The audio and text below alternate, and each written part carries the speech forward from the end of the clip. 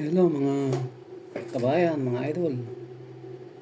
May napanood lang kasi ko na sabi ni Barbers people's decision daw yung impeachment. Kung di ba malaking kagaguhan yung mga sinasabi niya na yun. Saan siya kumukuha ng kapal na mukha na para sabihin niya yung people's decision? Ang sabihin niya, ang people's decision, yung sila yung mapatalsik sa pwesto. Yun ang totoo nun. Huwag niyang baliktarin yung pangyayari. Kahit ko Barbers, maayos ka. Kayo mga pumirma dyan. Hindi naman mga taong bayan ang paglilingkuran nyo. Paglilingkuran nyo, si Tambaluslos, si Tambalolong. Sobra himod nyo ng tumbong si Tambalolong. Yan ang katotohanan nun, pipirma kayo dahil sa 150 billion. Yung ayuda, yan ang gusto nyo mangyari, makukuha.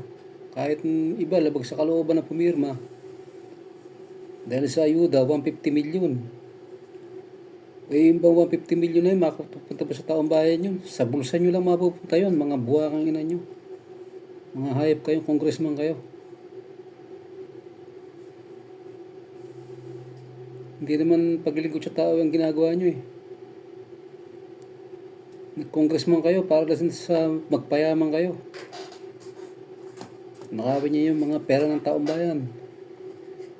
Kami mga OFW eh. Papakiram dito sa ibang bansa, kayo naman, sagana-sagana sa pagnanakaw dyan.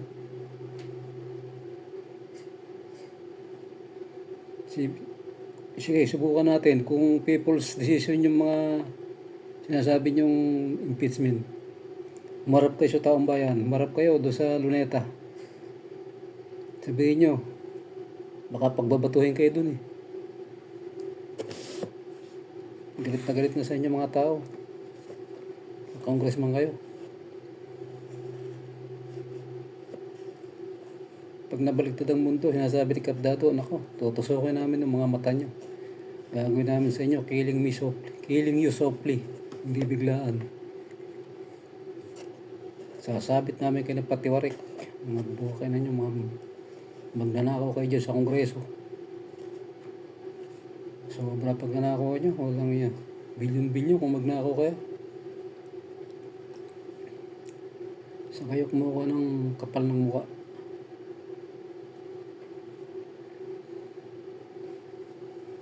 Kaya kailangan maras na kayo dyan sa Kongreso. Huwag na kayong sabi-sabi ng kung ano na people's decision. Mahiya kayo sa mga puwit nyo, mga tumbong nyo. Tambaluslos decision yun. Hindi kayo tambaluslos dahil alisan kayo ng pondo, alisan kayo ng ayuda. Kaya kahit anong sabihin ni tambaluslos, sunod kayo. Para lang kayo mga robot sa Kongreso eh. Si tambaluslos naman ang susunod dyan.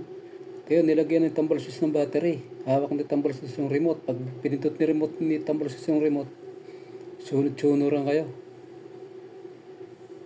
Yun ang sabihin nyo, yun ang totoo nun. Nakakabuisit na kayo mga congressman kayo.